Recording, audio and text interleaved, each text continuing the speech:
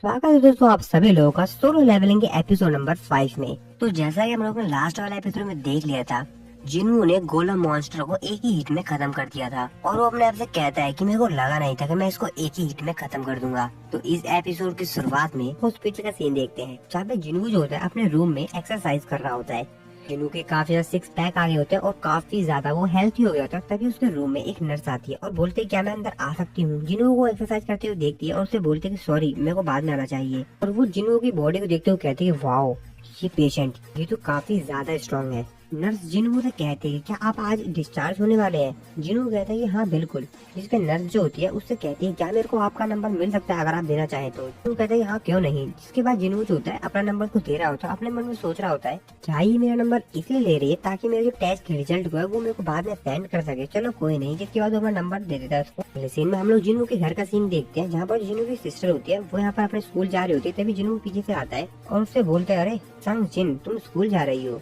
जिन्हू की जो सिस्टर होती है वो कहती है अरे तुम उठ गए। जिसके बाद जिन्हू जो होता है उसको कहता है जिन्हू की सिस्टर उससे पूछती है क्या तुम काम करने जा रहे हो। जिन्हू कहता है हाँ थोड़ा सा। जिन्हू की सिस्टर को देखते हुए कहते हैं तुम मेरे से काफी ज्यादा लंबे हो गए हो। ऐसा इसलिए हो रहा होगा क्योंकि आदमी जो होते हैं वो 20 साल के बाद भी बढ़ जाते हैं। जिन्हू उसकी बात सुन कहता है क्या क्या बकवास बात कर रही और उसको छाता देते हुए कहता है कि ये रो छाता रखो। जिसपे उसकी सिस्टर को कहती क्या क्या बकवास कर रहे हो ये कोई मतलब नहीं बनाता है क्योंकि आज कोई रेन भी नहीं लग रहा और कोई दिक्कत नहीं और काफी ज्यादा हैवी है।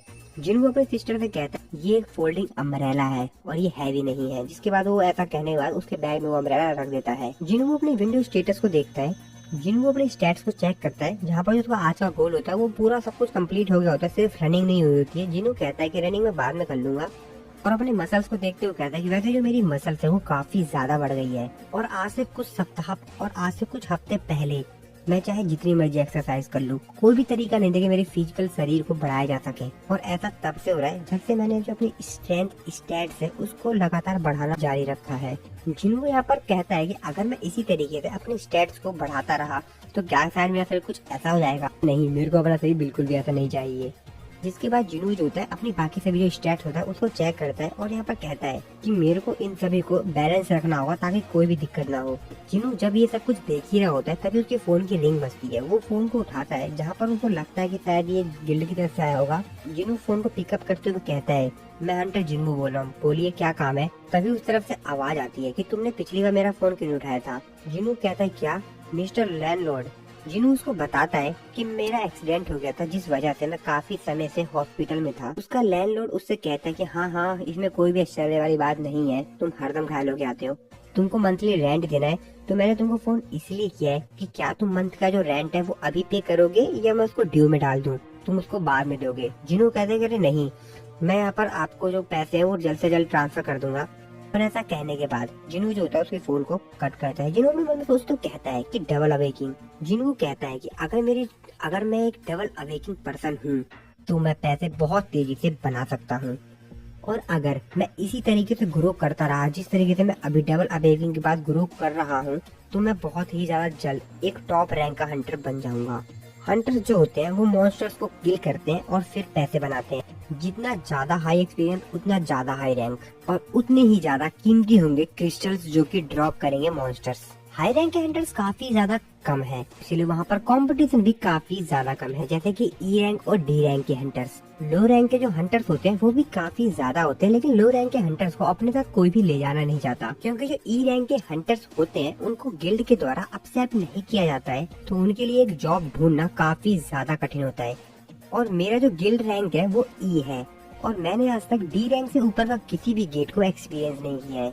जिन्हों सामने टीवी में देखते हुए अपने आप से कहता है क्या मेरे को लोगों को ये बात बता देनी चाहिए कि दुनिया का जो सबसे वीकेस्ट हंटर है वो अब काफी ज्यादा पावरफुल हो गया है और मैं काफी ज्यादा हाई रैंक का हंटर हो गया हूँ। लेकिन अगर मैंने अपनी अवेकिंग को बता दिया लोगों को कि मेरी डबल अवेकिंग हुई है तो ये बात बहुत ज्यादा तेजी से फैलेगी, काफी सारे लोग इस चीज पे बात करेंगे। लेकिन लोगों का क्या है, लोग तो हरदम से ऐसी बातें करते ही रहते हैं और वैसे भी मेरे को इन सब चीजों की आदत हो चुकी है।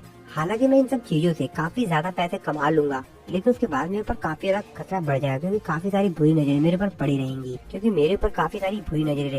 बारे में बातें बनाना शुरू कर देंगे। ये एक ऐसा हंटर है जो कि एक्सपीरियंस गेन कर सकता है, ये एक ऐसा हंटर है जो कि समय के साथ स्ट्रॉन्गर होते जाता है। ऐसा कैसे पॉसिबल हो सकता है और भी काफी सारे क्वेश्चन और मैं इस बात को रिवील नहीं कर सकता हूँ जब तक मैं श्योर न हो जाऊँ। इसके बाद वो अपना फोन निकालता है और फोन की तरफ देखते हुए कहता है कि सबसे पहले मेरे को पैसे बनाने होंगे, अगर मैं अटैक फोर्स के साथ एंटर करता हूँ तो ये मेरे लिए काफी ज्यादा बेहतरीन रहेगा।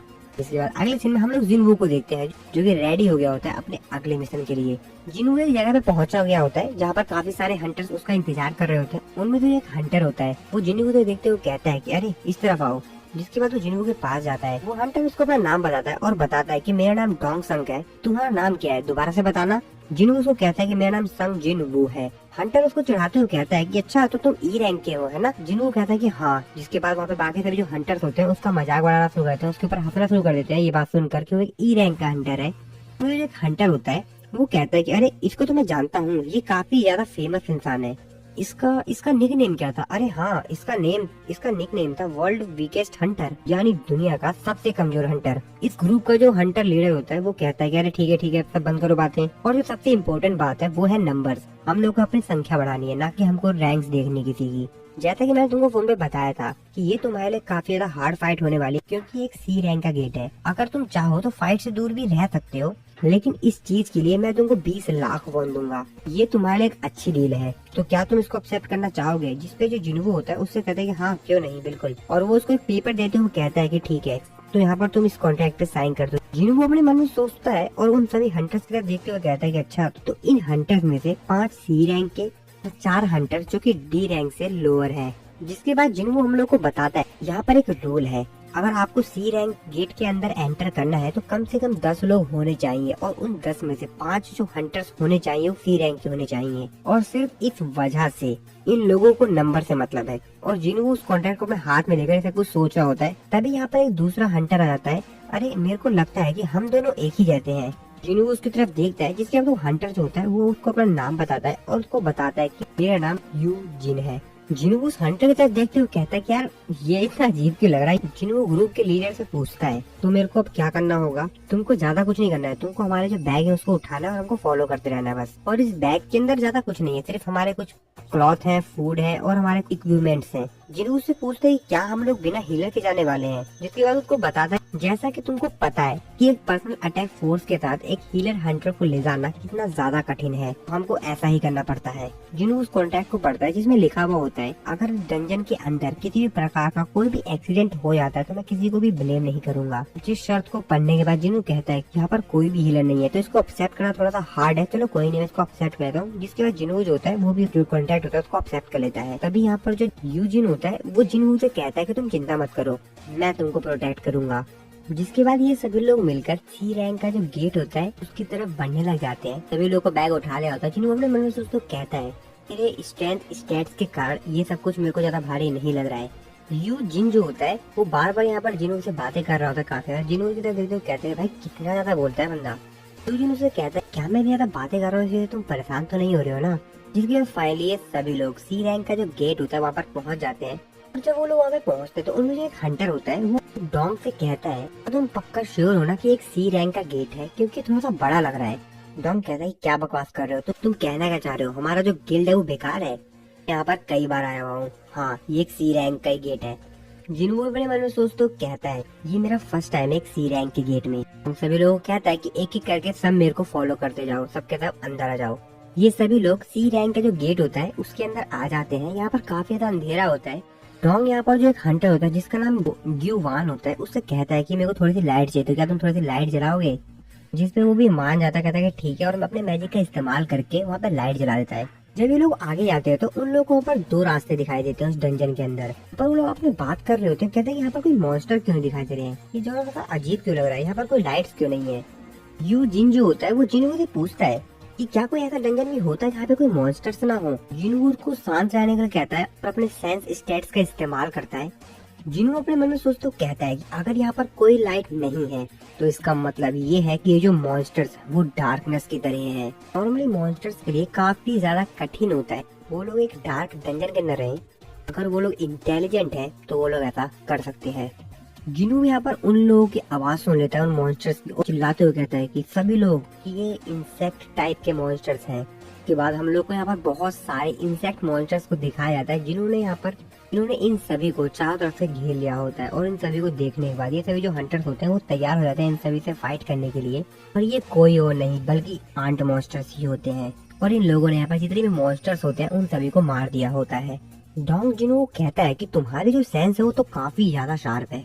जिसके बाद डोंग जो होता है वो जो आंट मॉन्स्टर्स मरे हुए होते हैं उन सभी के पास जाता है और उनकी डेथ बॉडी को देखते हुए कहता है कि क्या ये बॉस थे या कुछ और। इनको जो होता है उन सभी जितने भी यहाँ पर उसको छोड़कर जो बाकी हंटर्स होते हैं उन सभी को इतनी बेकार स्माइल करते हुए देखता है, उनके ऊपर शक करता है भाई ये लोग गड़बड़ करने वाले हैं कुछ। जिसके बाद जिन्हो जो होता है वो जिन हो से कहता है कि जिन हो ये जो तुम्हारी स्वॉर्ड और शील्ड है वो काफी ज्यादा एक्सपेंसिव है ना। आता है कि मेरे जो फादर है वो मेरी काफी ज्यादा केयर करते हैं और इसीलिए जब उनको ये बात पता चली कि मैं अपने फर्स्ट रेड पे जा रहा हूँ तो उन्होंने मेरे साथ ये शॉर्ट और शील्ड दे दी। जिन्हों कहता है मैं श्योर नहीं हूँ लेकिन तुमको ज्यादा चिंता करनी चाहिए। अपनी सेंस स्टेट्स का इस्तेमाल करते हुए कहता है कि ये फीलिंग काफी ज्यादा बेकार है। और इसी के साथ हमारा एपिसोड नंबर 5 खत्म हो जाता है। सो दोस्तों वीडियो को लाइक कर देना, चैनल को अभी तक सब्सक्राइब नहीं किया है तो सब्सक्राइब जरूर से कर देना। मिलता हूँ मैं आपको अपनी नेक्स्ट वीडियो में।